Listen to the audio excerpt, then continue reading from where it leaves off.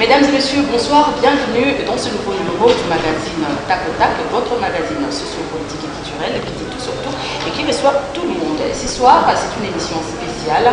Vous le savez, Antoine Gizenga, le patriarche du Palou, nous a quittés depuis le 24 février 2019, dès avant-midi.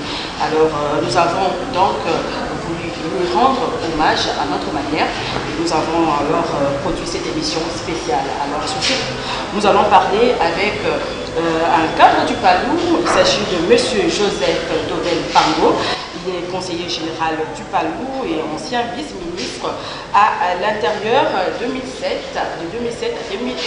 Monsieur Joseph Tovel Pango, bonsoir. Bonsoir, madame. Dans Tac au Tac Magazine, comment allez-vous? Je vais très bien, madame. Alors, monsieur Joseph Tovel Pango, vous avez été, comme vous venez de le dire, vice-ministre à l'Intérieur, mais après vos fonctions, on ne vous a plus beaucoup revu dans les médias. Quelle en a été la raison? Bien, nous sommes un parti très discipliné. Un parti très discipliné. Le parti tel qu'il est organisé, surtout pour prendre position lors des événements, il y a un porte-parole du parti. Donc, tel que la discipline du parti l'exige, seul le porte-parole du parti peut donner la position du parti. Alors, à ce titre, je ne pouvais pas apparaître suffisamment. Et en plus du porte-parole, il y a des cadres qui sont préparés, désignés pour, n'est-ce pas, faire le plateau des médias. Moi, ma fonction, c'est beaucoup plus, n'est-ce pas, la mobilisation, n'est-ce pas, des militants du Parti Mobilis Unifié. Et si vous avez besoin de mes images, c'est venir comme vous êtes venu ici, c'est du parti, et vous avez mes images. Ce qui n'a pas été facile, hein? Voilà. pour que vous nous accordiez une interview ou bien cette émission, ça a vraiment été difficile. Alors voilà. Alors vous êtes comme conseiller général du Palou, donc cadre du Palou, et vous venez de perdre Antoine Gizenga. Quel est votre témoignage personnel sur cet homme? Merci, madame. L'annonce du décès d'Antoine Gizenga a été un véritable coup de tonnerre pour moi, pour tous les militants et pour moi, parce que vous me posez la question à moi. Coup de tonnerre, pourquoi? Parce que je dois tout à cet homme sur le plan politique. Il m'a pris tout jeune, je l'ai croisé pour la première fois le 4 mars 1994 et depuis lors je suis entre ses mains. C'est lui qui m'a formé, c'est lui qui a fait de moi ce que je suis aujourd'hui. Si Pango parle politique, c'est Antoine Gizenga. Si Pango est charismatique comme il est, c'est Antoine Gizenga. Si Pango a la maturité politique qu'il faut, c'est Antoine Gizenga. Donc je dois tout à cet homme. Et ça c'est un. De deux, c'est un homme, comme on dit, une figure emblématique. Un homme constant. J'étais en face d'un homme constant, un homme imperturbable, un homme inamovible, un homme pétri de beaucoup de qualités. Donc c'était un homme qui était unique en son genre. C'est pas parce qu'il est mort que vous dites ça? Non. Parce que chez nous les Africains, quand quelqu'un est mort devient un saint. Non, je l'ai dit. Des sons vivants, quand même, vous lui témoignez. En tout cas, j'ai évolué à ses côtés. Je le connais très bien. C'est un homme inamovible. Et pour l'amour du pays, il ne lésine pas. Il aime beaucoup, il a beaucoup aimé son pays. Il était prêt à se sacrifier. Et vous vous rendez compte, sa constance, ça fait que depuis le coup d'État du 5 et 14 septembre 1960, où on les a évincés du gouvernement, qui était issu du peuple, Gizenga n'a jamais pris part à un gouvernement de compromission. N'a jamais pris part à un gouvernement de négociation. Pour lui, le pouvoir doit émaner du peuple et du seul peuple. Voilà. Et ça, c'est ce que nous avons retenu. Et il n'a pris part au pouvoir qu'après les élections de 2006, quand il sera désigné Premier ministre le 31 décembre 2006. Depuis 60 jusqu'à ce moment. Voilà la constance. Et je retiens aussi comme témoignage une triple vision qu'il nous a laissée. La première vision, c'est la vision de la primauté de la souveraineté du peuple.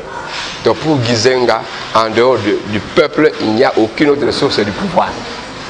Ça, c'était son cheval de bataille, n'est-ce pas? depuis 60 jusqu'à aujourd'hui. Le peuple d'abord, un peu comme Tshisekedi du UDPS. Donc lui, c'est le pouvoir du peuple. Bon, j'évite, n'est-ce pas, d'entrer dans cette comparaison-là. Je préfère parler de lui. Deuxièmement, vision. La vision de faire du Congo, non pas une forêt vierge où règne la jungle, où les gros arbres s'accaparent de toutes les eaux de pluie. Mais il voulait un Congo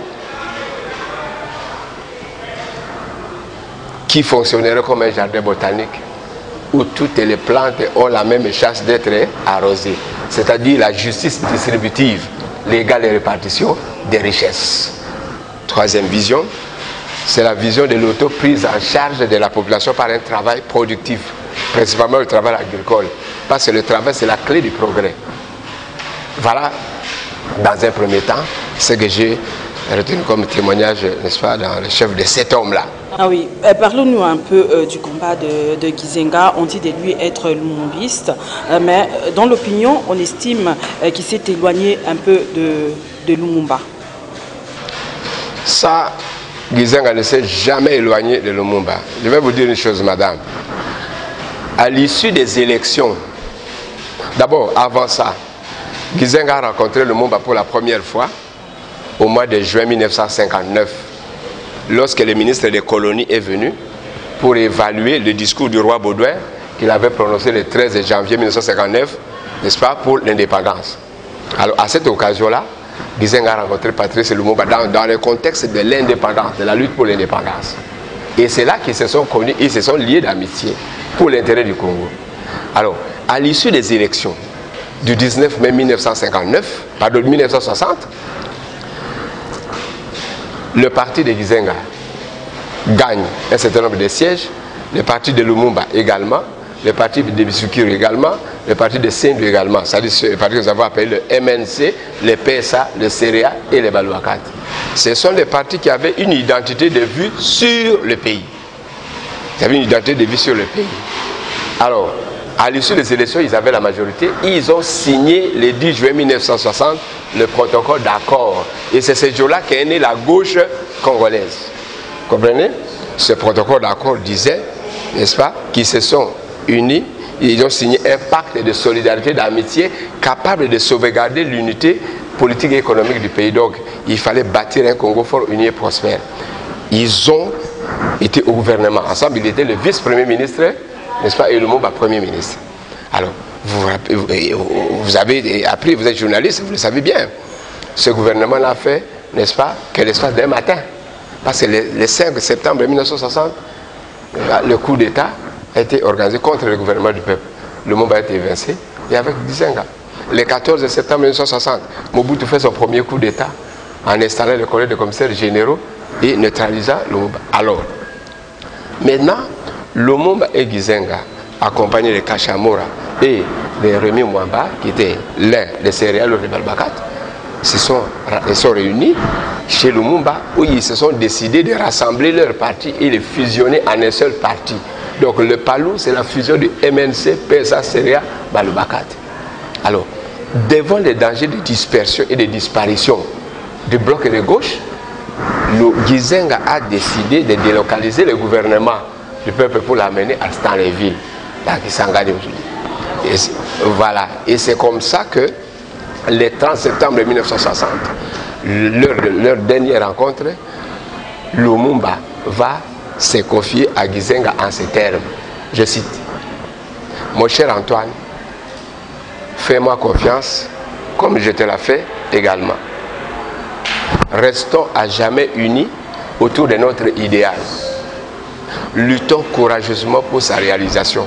Si l'un de nous deux parvenait à mourir, le survivant doit mener la lutte sans répit. Fin de citation. Et le matin, Gizenga est parti jusqu'à ça. Ils ne se sont plus jamais vus. Alors, voyez ces paroles, c'est ça que Gizenga a pris comme le testament que Lumumba lui a donné. Donc, ces paroles ont constitué un véritable déterminant pour Gizenga de lutter contre la dictature, contre, n'est-ce pas, la confiscation du pouvoir, de la souveraineté du peuple. Et le 17 janvier 1961, Lumumba est mort. Gizenga s'est rappelé de ces paroles. si l'un de nous deux parvenait à mourir, le survivant doit mener la vie jusqu'au bout. Et Gizenga s'est approprié ce combat dans la fidélité. Il n'a jamais lâché. Et c'est le plus grand lumumbiste.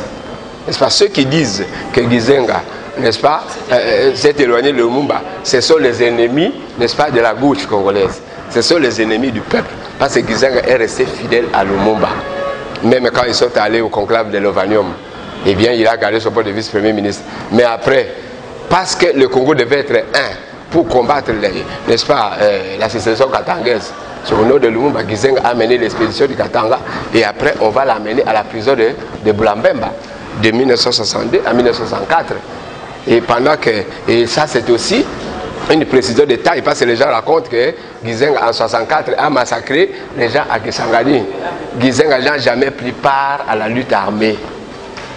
Pendant qu'il y avait la lutte armée, Moulele Okwilu, Gaston Soumialo, Christophe Gbeigné, Olenga, en professeur Laurent Désiré Kabila, quand il n'a jamais participé. Il était en prison à Boulambemba.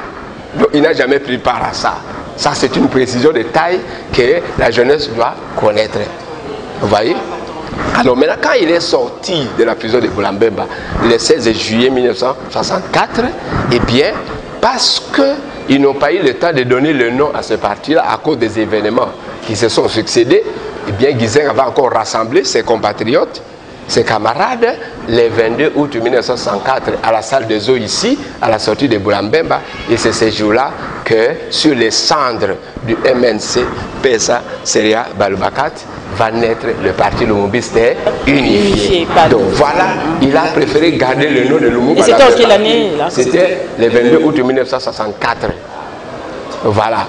Et pour montrer qu'il était fidèle à Lumumba, il a gardé le nom de Lumumba dans ce parti, parti lumumbiste unifié. 2, n'est-ce pas, le Palou n'a pas de président. Le seul président d'honneur du parti, c'est Patrice Lumumba. Ah, lui n'était pas président. Donc nous n'avons pas de président. Il n'est pas président, il est secrétaire général, chef du parti. Donc notre président d'honneur, c'est Patrice Lumumba. Et au nom de Lumumba, voilà, il a connu l'exil, n'est-ce pas, parce qu'on a cherché à l'assassiner le 22, pardon, la nuit du 19 au 20 février 1966, Mobutu cherchait à l'assassiner. Eh bien, Gizenga a pris le chemin d'exil où il est allé faire 26 ans jusqu'au moment où il est rentré le 7 février 1992 pour la conférence nationale souveraine. Une très belle histoire, hein? Merci beaucoup. C'est vraiment culture générale, hein? C'est vraiment une bonne chose. Nous apprenons beaucoup de lui maintenant. Alors, Antoine Gizenga a été Premier ministre en 2007. Bon, il n'a pas vraiment traîné à la primature jusqu'à y être remplacé par Adolphe Muzitu, un autre cadre du Palou. Estimez-vous que leur gestion était fidèle aux idéaux du parti prôné avant les élections? Oui, madame, je le dis sans embâche. La présence du Palou dans les institutions, à la tête du gouvernement, a beaucoup apporté dans ce pays. J'ai m'en vais pour illustration. Quand nous arrivons, quand le Premier ministre Gizenga arrive au gouvernement, comme Premier ministre, le Congo n'avait aucune crédibilité sur le plan international. Et Gizenga arrive, la diplomatie congolaise reprend forme. La dignité du Congolais est revenue. Ensuite, quand nous entrons dans les institutions, nous avons trouvé, Antoine Gizenga a trouvé un budget de 800 millions de dollars. Mais Gizenga et Muzitu ensemble, quand ils ont dirigé, le budget du pays a grimpé jusqu'à 6 milliards de dollars. Quand nous sommes entrés dans les institutions, nous avons trouvé la dette, 14 milliards. Le gouvernement Gizenga et Muzitu avait effacé la dette. Le point d'achèvement, nous l'avons atteint. On n'a jamais atteint ça. Voilà. C'est le gouvernement Gizenga Muzitu qui avait aidé le pays à atteindre le point d'achèvement. Vous avez posé la question si on a travaillé sur le plan de l'eau. Je vous donne, n'est-ce pas, des faits. On a atteint le point d'achèvement. Donc on a effacé la dette. Quand Gizenga arrive dans les institutions, vous voyez ici Partout au pays, il n'y avait que Safricas, je ne sais pas moi, pour réparer n'est-ce pas, même des tronçons, on utilisait ça. Mais quand Gizenga arrive, il vient avec l'idée, n'est-ce pas, que les richesses, comme Gizenga l'avait dit, les richesses du sol, comme le mot va plus tôt, les richesses du sol et du sous-sol du Congo doivent servir les filles et les fils du Congo. Ça, c'est le mot qu'il a dit le 30 juin 1960. Alors, Gizenga arrive au gouvernement. Il trouve que il n'y avait pas suffisamment de financement. Il lui propose, n'est-ce pas, au chef de l'État, de recourir, n'est-ce pas, à la tradition, à nos traditions. Nos traditions, quand on vivait comment? Les trocs.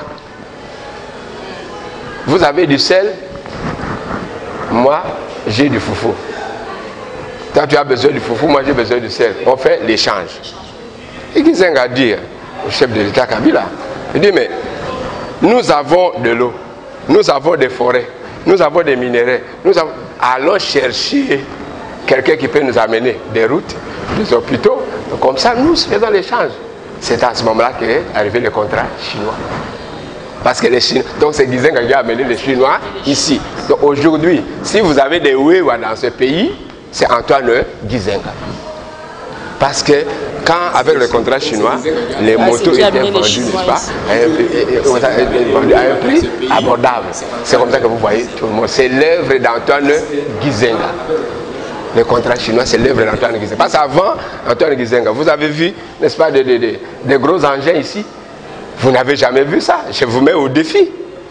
C'est quand Gizenga arrive que les engins sont arrivés. Vous voyez, les routes ont été construites, les hôpitaux sont là, ainsi de suite. Voilà. Lorsque Gizenga arrive, n'est-ce pas, à la primature avec Mozito, le budget, pardon, plutôt, le salaire des fonctionnaires a augmenté.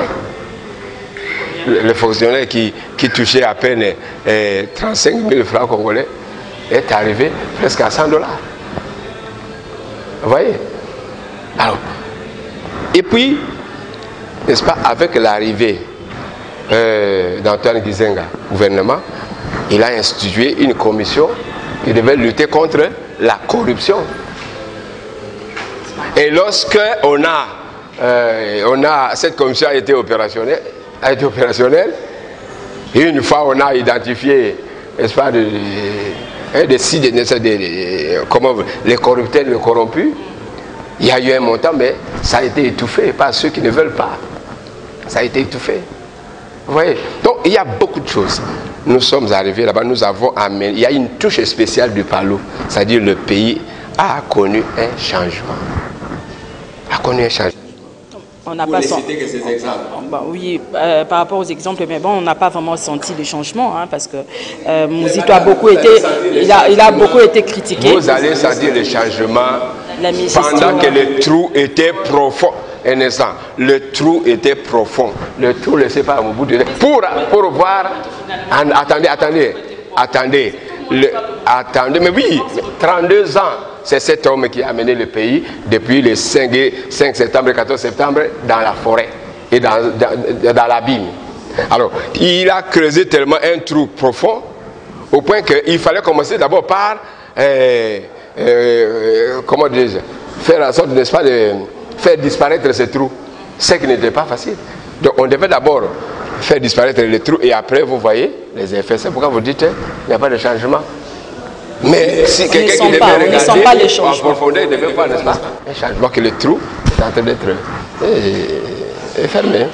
Ben, soit. Les Palous semblent avoir perdu ses cadres au lendemain du départ d'Adolphe Mozito. La mort de Gizenga pourrait davantage diviser le parti, selon vous? Madame, je dois vous dire une chose. Je crois que c'est ce que beaucoup de nos détracteurs attendent.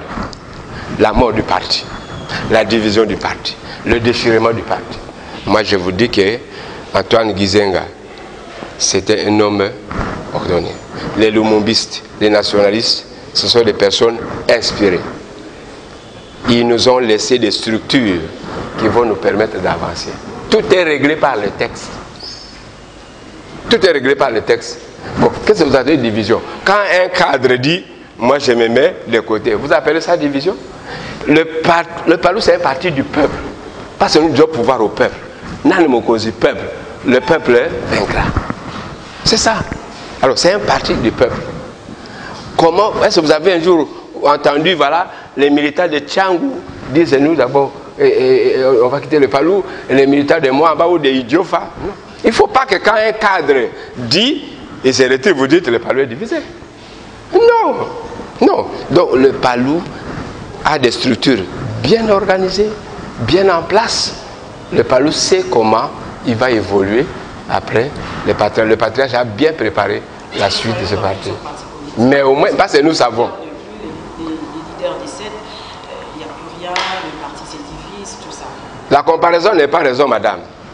La comparaison n'est pas raison. Chaque parti a ses réalités. Nous avons les nôtres. Je vous dis que le PALU a des structures. Gizenga a laissé des structures bien établies. Et la succession sera automatique. L'organisation sera automatique. Et le PALU va fonctionner comme par le passé. Mais les partis avaient déjà des problèmes internes avant même ce décès. Mais qu'est-ce que le parti va devenir, le PALU, madame, avec la mort d'Antoine Gizenga? Parce qu'il y avait quand même des problèmes. Madame, je vous dis. Vous êtes sans ignorer, parce que madame, vous êtes le conseiller. Vous dites, le parti avait des... Moi, je viens de vous dire une chose. Est-ce que vous avez appris, n'est-ce pas, que les militants d'Idiofa, les militants de Gungu, les militants de Tchangou disent, voilà, un groupe de militants dit, voilà, nous, on en a assez? Non, parce que c'est là qui ont la décision. Un cadre, deux cadres qui se comportent, on ne peut pas assimiler ça au parti. Ça, c'est là, n'est-ce pas, le tort que vous commettez en nous comparant aux autres partis. Moi, je n'ai rien contre les autres partis, mais au moins notre parti, tel que ça fonctionne, je sais que les choses sont en ordre. Le parti appartient au peuple et les militants sont là. Nous, les cadres, nous venons pour trouver les militants. Même après la mort du patriarche, le PALU sera uni, indivisible. Il y a eu peut-être des malentendus et dans le chef de certains cadres, ainsi de suite, mais le parti n'a jamais bougé d'un iota. Le PALU est là. Vous allez à Tchang, vous allez trouver des militants. Vous allez à Lutung, vous allez trouver des militants. Vous allez au Nord Kivu, vous allez trouver des militants. La preuve est là, nous avons aligné des candidats sur toute l'étendue du territoire. Et les élus sont venus de partout pour dire que le PALU, ce sont des ennemis qui veulent montrer à la face du monde que le PALU a des problèmes. Mais en réalité, le PALU n'a pas de problème parce que les militants sont là, en place. De toute façon, les mêmes se lèvent toujours en famille. Hein. Vous ne direz pas tout aussi. Donc, ça, c'est la cuisine interne. Ben voilà. Alors, faisons un petit rétro. Hein. Qu'en est-il du livre d'or qu'est détenu Antoine Gizenga? Vous en savez quelque chose? Un livre qui a fait beaucoup parler de lui depuis la conférence nationale souveraine en 1992. Est-ce que ces livres existaient-ils réellement ou c'est juste de la démagogie politique? Madame, nous aussi on en profite. Madame, j'ai eu à lui poser cette question. Nous étions encore trop jeunes à l'époque, petites. On a entendu parler du livre d'or. Je l'ai vu, je lui ai posé la question. On veut en savoir plus. Oui. Les livres d'or en question. Oui, voilà. Je lui ai posé la question. Et je vous vois le livre d'or. Oh, c'était lui le livre d'or. Ah, depuis la conférence nationale, on nous disait que non, Antoine Gizenga, le livre d'or. Ça détenait le secret de la RDC. Oui, c'est ça. Parce que c'est lui, c'est-à-dire que c'est lui qui détient. Mais il ne nous a jamais dit ça quand même. Il devait quand même être clair par rapport à ça. Parce que nous, on pensait que c'était un livre. Donc il y avait tout de la RDC. Donc c'était lui le livre d'or. C'est la réponse qu'il m'a donnée. Parce que je ne peux vous donner que la réponse qui vient de lui. Quand je lui ai posé la question, il me dit, mais vous cherchez quel livre d'or? Moi-même, je suis là. C'est-à-dire, il est le détenteur des secrets de ce pays. Et ces secrets, il a livré à ses cadres du parti, à ses militants qui le détiennent, donner le pouvoir au PALU. La réponse à cette question, c'était lui-même le livre d'or. Parce que les gens m'ont dit, non, il faut poser cette question. Voilà. Parce que... Voilà, il détenait les secrets du Congo et ces secrets, il les a transmis, n'est-ce pas, à ses cadres, à son entourage. Mais il a transmis les secrets du Congo. Je suis en train de vous parler ici. Est-ce que vous me voyez avec un document? Je vous parle, non? C'est entre autres. Voilà. Et donc... Vous avez fait quelque chose. secrets aussi. Qu'on donne le pouvoir total au Palou et ses secrets, vous allez les voir. Voilà. Voilà. Les Palous étaient en alliance avec la AMP en 2006 et en 2011 avec la MP, mais il semble que cette fois-ci, le parti s'est absorbé dans le FDC. Vous ne traitez plus d'égal à égal, comme ce fut le cas en 2006. Madame, vous dites donc, vous dites qu'il y a eu alliance avec l'AMP et puis l'AMP et maintenant nous sommes absorbés. Madame, je voudrais vous poser une question. J'aimerais que vous puissiez m'exhiber un document. Voilà, j'aurais besoin, n'est-ce pas, qu'on nous amène un document où on voit que le Palou a été absorbé par la FCC. S'il n'y a pas un document, je ne saurais pas répondre à une rumeur ou à l'intox ou à des ragots. Ça, quand on parle, n'est-ce pas, avec l'AMP, il y a eu un document, un accord. Donc moi-même, je suis l'un des négociateurs. Celui qui vous parle, il connaît tout. Avec la MP, j'étais là aussi. Les documents sont là. Bon, maintenant, où est le document? Là, nous n'avons jamais été absorbés. Alors, où est le document qui montre que, selon les clauses, le Palou est absorbé par, n'est-ce pas, les FCC? N'oubliez pas que le Palou, c'est un parti cinquantenaire. Nous avons fait 50 ans et il n'y a aucun parti qui peut nous absorber. Nous connaissons comment tout le monde est venu. Mais qui peut nous dire comment nous sommes venus? Si nous ne le disons pas. Alors vous allez nous absorber alors que vous ne savez même pas comment nous sommes venus. Et nous savons comment vous êtes venus. Ah, oui, c'est ça. Bon. Voilà. Soit, on n'a pas encore entendu aussi la voix officielle du Palou au sujet de la passation du pouvoir entre Kabila et Félix Tshisekedi. Comment vivez-vous cette alternance au Palou? Bien, madame, vous savez, dans ce genre de questions, le Palou, c'est un parti qui prend tout son temps pour analyser les faits, avoir tous les éléments pour donner, n'est-ce pas, sa lecture des choses. Mais ce qui nous intéresse au plus haut point, c'est le fait que le pouvoir est resté entre les mains du peuple qui désigne ses représentants. Les élections ont eu lieu. Quant à ce que vous dites là, eh bien, le peuple a dit son mot et nous constatons qu'il y a eu élection et que le pouvoir du peuple, n'est-ce pas, a essayé d'exprimer. Oui, mais du Palou, non, officiellement, vous n'avez même pas émis un avis par rapport à ça. Mais oui, vous dites le Palou. Oh, je ne suis pas porte-parole du Palou à ce moment-là. Là, c'est le porte-parole du parti qui doit vous donner la version, la lecture. Quand le porte-parole aura... Oui, quand le porte-parole aura donné la version, alors vous viendrez et je vous donne, je fais des commentaires sur ce que le Palou va donner comme version officielle. Le porte-parole. Oui. Ça sera mon prochain invité, voilà. Le porte-parole du Palou, qui va nous donner l'avis du Palou par rapport à l'alternance. Voilà. Alors, la MOUCA accuse Félix Tshisekedi d'être la continuation du pouvoir de Kabila. Avez-vous l'impression que cela est vrai? Madame. Ou bien vous du Palou? Je n'ai aucune maîtrise ni de la MOUCA, ni... Parce que vous parlez de la MOUCA, vous parlez de la MOUCA, un instant. Vous parlez de la MOUCA et vous parlez de Félix. C'est-à-dire une organisation avec... cash. Donc, je n'ai pas la maîtrise de ces organisations-là. Donc, je vais me réserver de mettre mes avis quant à ce... Ah oui, mais n'oubliez pas que vous aviez dit, je suis conseiller général et vous avez suivi mon parcours. Il suffit que je dise, on verra, vous les journalistes, comme ça, écrire. Le Palou a dit. Le Palou a dit. Alors que le Palou n'a pas dit, c'est un haut cadre du Palou qui a dit. Donc, dans ce genre de choses, nous devons... J'ai l'impression là qu'il y a l'ombre de Kabila qui rôde de tout autour. Non, ça, comme je n'ai pas la maîtrise de tout ces... Madame, je n'ai pas la maîtrise. Mais bon, c'est comme si c'était toujours Kabila qui dirigeait. Non, en tout cas, je n'ai aucun élément qui puisse me permettre de donner mes appréhensions quant à ce... je n'ai aucun élément. Vous avez juste évité la question. Non, j'ai répondu à votre question.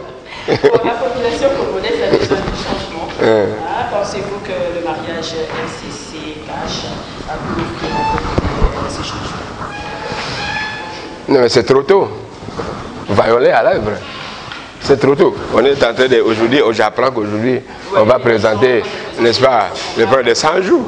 Alors donc, il ne faut pas que moi je puisse parler avant. Présenter un programme ou bien c'est le ministre ou le gouvernement qui présente un programme? Ça, c'est leur organisation. C'est leur organisation interne. Et leur organisation interne, nous voyons comment il va présenter et après nous saurons, après qu'il aura présenté, peut-être nous pourrons avoir, n'est-ce pas, émettre des avis. Nous sommes déjà arrivés, on nous signale que nous sommes arrivés à la fin de cette émission. Monsieur Dovel Pango, est-ce que vous avez un message? C'est quoi le programme déjà d'ailleurs? Est-ce qu'il y a déjà le programme? Comment ça va se passer? De toute façon, en attendant le programme officiel, qui va être le communiqué officiel, nous savons que, sauf imprévu, c'est le 9. C'est le 9 mars que le corps peut sortir, n'est-ce pas, et exposé au palais du peuple. Mais nous avons perdu aussi Hérodia, qui est un grand combattant aussi. Et il y a Félix Tshisekedi qui est parti. Il y a quand même des leaders qui disparaissent. C'est quand même un danger ou est-ce qu'ils ont laissé quand même... Bon, c'est vrai qu'avec vous venez de dire tantôt que vous avez beaucoup appris auprès de Antoine Gizenga. Est-ce que c'est le cas avec d'autres partis? Je ne sais pas, parce que nous perdons quand même des leaders. Au moins... Après, il y aura des leaders qui vont faire parler d'eux, comme c'est le cas avec d'autres combattants. Je parle du Palou parce que le Palou, je connais. Parce que je sais que le Palou, on prépare.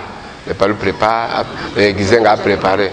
Quelqu'un qui peut relever le défi, qui peut être leader, comme... Au parti, on peut s'unifier, mais nous sommes nombreux. Même un chef de cellule peut devenir leader chez nous. Même un chef de section peut devenir leader. Donc chez nous, tout le monde est bien formé. Alors, mais ailleurs, c'est difficile pour moi de le dire, mais pour le cas de Hérodia, que son âme repose en paix, c'était quand même un des collaborateurs d'Antoine Gizenga. Quand Gizenga était à Stanleyville, c'est un de ses collaborateurs aussi. Ils se sont vus aussi au Caire, pendant que Gizenga était en exil. Donc son âme repose en paix. Alors, tout a été dit, je crois, je ne sais pas si vous avez quelque chose à ajouter, parce que nous sommes déjà à la fin de cette émission. Un petit message à tous nos téléspectateurs, et en Palou, je ne sais pas, la République. Oui, comme vous êtes venu me voir dans le contexte du deuil qui a frappé le Parti Lumbus Unifié, tout ce que nous demandons aux Congolais, c'est de garder. Oui, c'est bien de pleurer Antoine Gizenga, c'est bien d'être triste, mais c'est beaucoup plus la continuité de leurs idées.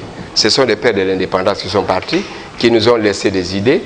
Il faudra que les Congolais, n'est-ce pas, accourent vers là où ils peuvent recevoir, n'est-ce pas, les enseignements de Gizenga, les enseignements de Lumumba, qu'il a transmis à Gizenga, je crois. Il a écrit. Oui, oui. Il a écrit mon témoignage et puis Ma vie et mes luttes. C'est ça son dernier livre. Ma vie et mes luttes. Ici ou bien c'est déjà... Bon, le lot était épuisé.